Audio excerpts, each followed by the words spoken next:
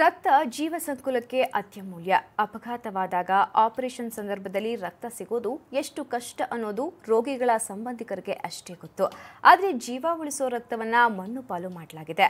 ಅದೆಲ್ಲಿ ಅನ್ನೋದರ ಡೀಟೇಲ್ಸ್ ಇಲ್ಲಿದೆ.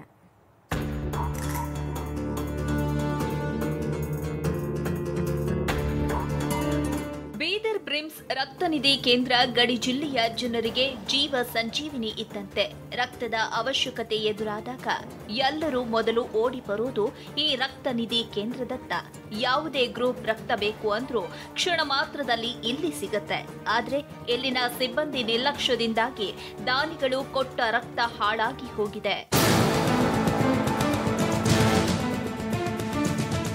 ಬ್ರಿಮ್ಸ್ ರಕ್ತ ಕೇಂದ್ರದಲ್ಲಿ ಸಮರ್ಪಕ ರಕ್ತ ವಿತರಣೆಯಾಗುತ್ತಿಲ್ಲ ಅಂತ ಪದೇ ಪದೇ ದೂರು ಕೇಳಿ ಬರ್ತಿತ್ತು. ಹೀಗಾಗಿ ಬ್ಲಡ್ ಬ್ಯಾಂಕ್ಗೆ ಭೇಟಿ ನೀಡಿ ಪರಿಶೀಲನೆ ನಡೆಸಿದಾಗ ಅಲ್ಲಿನ ಅವ್ಯವಸ್ಥೆ ಕಂಡು ಅಧಿಕಾರಿಗಳ ತಂಡ ಕ್ಷಣಕಾಲ ಶಾಕ್ ಆದ್ರು.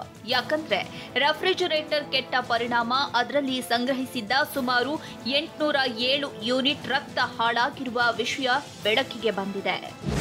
ಒಂದು ಹನಿ ರಕ್ತ ಆದರೆ ಇವತ್ತು ಒಂದು ಮನುಷ್ಯನ ಜೀವನ ಉಳಿಸುವಂಥ ಕೆಲಸ ಇವತ್ತು ಪ್ರತಿಯೊಬ್ಬರು ಮಾಡ್ತಾ ಇದ್ದಾರೆ. ಇವತ್ತು ನಮ್ಮ ಬೀದರ್ ಜಿಲ್ಲೆಯಲ್ಲಿ ನಗರದಲ್ಲಿ ಸರ್ಕಾರಿ ಆಸ್ಪತ್ರೆಯಲ್ಲಿ 210 ಲೀಟರ್ಗಿಂತ ಹೆಚ್ಚಿನ ಪ್ರಮಾಣದಲ್ಲಿ ಒಂದು ರಕ್ತ ಏನದ ಅಂದ್ರೆ ರೋಡಿಗೆ ಚೆಲ್ತಾ ಅಂತ ಕೆಲಸ ಇವತ್ತು ನಮ್ಮದು ಬೀದರ್ ಜಿಲ್ಲೆ ಆಸ್ಪತ್ರೆಯಲ್ಲಿ ಆಗಿದೆ. ಇದು ನಾಚಿಕೆ ಆಗಬೇಕು ಇವರಿಗೆ. ಡಿಸ್ಟ್ರಿಕ್ಟ್ ಸರ್ಜನ್ ಏನು ಮಾಡ್ತಾ ಇದ್ದಾರೆ? ಏನು ಇವ್ರಿಗೆ ಅಡ್ಡಾಡ್ಲಕ್ಕೆ ಗಾಡಿ ಕೊಟ್ಟಿದ್ದಾರೆ ಅಂದ್ರೆ ಏನು ಮನೆ ಮಕ್ಕೊಲ್ಲ ಕೊಟ್ಟಿದ್ದಾರೆ? ಸರ್ಕಾರ ಪಗಾರ ಇವ್ರಿಗೆ ಮನೆ ಮಕ್ಕೊಲ್ಲ ಕೊಟ್ಟಿದೆ. ಏನು ನನಗೆ ಅರ್ಥ ಆಗ್ತಾ ಇಲ್ಲ. ಕರ್ನಾಟಕ ಸರ್ಕಾರ ನಾನು ಮಾನ್ಯ ಕುಮಾರಸ್ವಾಮಿ ಅವರಿಗೆ ಈ ಮೂಲಕ ತಿಳಿಸ್ತೀನಿ, ಕೂಡಲೇ ಗಮನ ಹರಿಸಿ ಇದರಲ್ಲಿ ಯಾರು ತಪ್ಪಿಸ್ತಾರದಾರ ಇಂಥ ಅಧಿಕಾರಿಗಳು ನಮಗೆ ಬೇಕಾಗಿಂದಿಲ್ಲ. ದಯವಿಟ್ಟು ನಾವು ನಂದೇ ವೈಯಕ್ತಿಕ ಹೇಳ್ತೀನಿ, ನಾನು ರೀಸೆಂಟು ಬಾಲ್ಕಿಯಲ್ಲಿ ಬ್ಲಡ್ ಕ್ಯಾಂಪ್ ಇಟ್ಕೊಂಡು ಒಂದು ಜೀವ ಉಳಿತೆ ಅಂಥೇಳಿ ನಾನು ಬ್ಲಡ್ ಕ್ಯಾಂಪ್ ಇಟ್ಕೊಂಡು 21 ಬಾಟಲ್ ಬ್ಲಡ್ ಕೊಟ್ಟಿನಿ.